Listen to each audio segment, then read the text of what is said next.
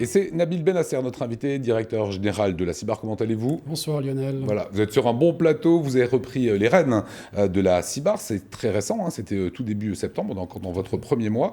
Dans quel but vous avez choisi de reprendre les rênes de la CIBAR, hein ? Dans quelle mission ?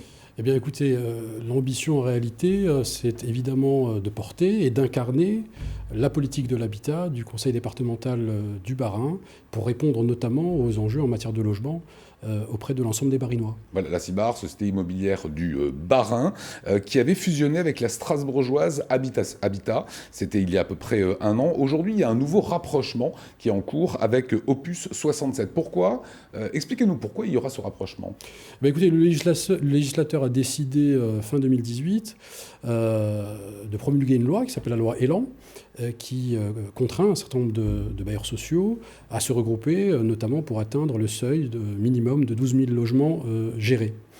Et tout naturellement, la CIBAR et Opus 67 étant deux opérateurs du conseil départemental du Bas-Rhin, tout naturellement, nous avons décidé ensemble, conjointement, de procéder à engager une démarche de rapprochement pour atteindre ce seuil. Alors c'est important de peser, en fait, d'être plus lourd, d'avoir plus de logements. C'est ça, à terme, ce qui va se passer ? L'ambition, c'est surtout d'être plus efficace, en réalité, pour servir les ambitions du territoire et effectivement d'apporter des solutions en matière d'habitat et d'aménagement urbain. Donc, CIBAR et Opus vont changer de dénomination à terme et de fonctionnement. C'est quoi les enjeux pour vous ? Écoutez, les enjeux, je dirais, qui sont multiples, encore une fois.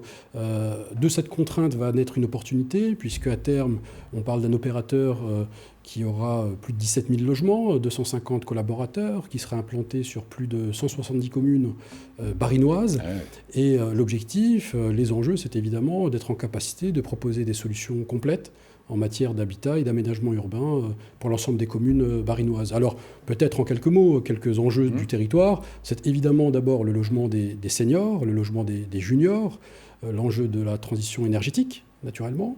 L'enjeu également de produire du logement social à très faible niveau de quittance. Les événements récents nous le démontrent. L'enjeu de la paupérisation de la population est tout à fait accru. Donc voici quelques enjeux. À faible niveau de quittance, c'est-à-dire pas trop cher, c'est ça ? Pas trop cher, tout à fait. Accessible, avec des loyers vraiment très, très accessibles. Voilà quelques enjeux sur le territoire barinois. Est-ce que ces fusions, elles changent quelque chose pour les locataires actuels ou futurs ? C'est quoi ? C'est juste l'étiquette, entre guillemets, qui change, ou il y a des vrais enjeux derrière de choses qui pourraient changer pour... L'ambition qu'on a, c'est un ancrage dans les territoires en réalité, et c'est de renforcer précisément cette proximité dans un objectif d'améliorer encore la qualité de service des barinois. Quelles sont les clés, en fait, que vous avez à votre disposition, que vous imaginez pour réussir ce rapprochement ? Je dirais que les clés du succès, j'en vois trois.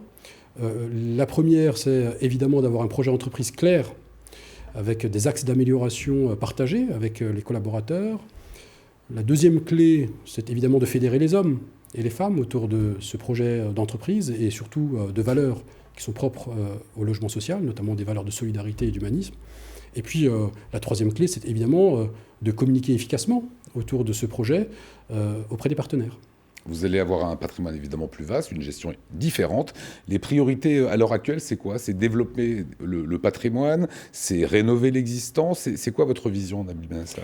Encore une fois, je crois qu'il s'agit de trouver un équilibre entre l'entretien du patrimoine, qui est une nécessité pour répondre naturellement aux obligations légales, de sécurité notamment, et évidemment promouvoir le développement d'une offre équilibrée sur le territoire barinois à faible niveau de quittance, qui est une nécessité aujourd'hui, puisque je rappelle que nous avons actuellement plusieurs milliers de demandes de logement social en attente sur le Bas-Rhin. Donc il faudra peut-être construire à terme. Tout à fait. Et en avoir. Vous êtes tout jeune, 41 ans. Vous allez demain être à la tête d'une société qui va passer de 90 personnes à 260 personnes. Est-ce que c'est finalement une grande pression, une grosse pression pour vous ? Je crois qu'en réalité, c'est d'abord un projet collectif d'hommes et de femmes, une communauté d'hommes et de femmes, évidemment, qui vont porter et incarner ce projet. Je ne suis pas seul, je suis entouré d'équipes compétentes, pluridisciplinaires. Et pour ce qui me concerne, malgré mon jeune âge, je suis déjà très chevronné dans le logement social, puisque j'ai En fait, toute votre carrière est dans le logement social. Exactement, quasiment. ça fait une quinzaine d'années que je suis dans le logement social et j'ai déjà dirigé plusieurs bailleurs sociaux. Donc c'est un secteur que je connais parfaitement. C'est-à-dire, vous ne voulez pas parler de pression, vous vous dites, c'est bon, je suis pro, ça va le faire hein. C'est surtout que c'est d'abord un projet collectif et que chacun a porté en réalité cette ambition-là. Deadline, c'est quoi? On a parlé de ce rapprochement avec Mathieu Chanvillard. Alors l'ambition aujourd'hui qui nous est fixée par le conseil départemental et par son président, c'est effectivement de finaliser cette fusion à l'été 2020. 2020, donc vous avez quasiment une saison entière pour le faire. Tout à fait. Et je profite de l'occasion que vous m'offrez de faire un appel évidemment à l'ensemble des collectivités barinoises, l'ensemble des maires et des villes et villages barinoises, pour évidemment prendre attache avec nous si d'aventure ils avaient des besoins en matière de logement social. Voilà, ça se passe à la CIBAR. À la CIBAR. Voilà, merci beaucoup Nabil Benasser.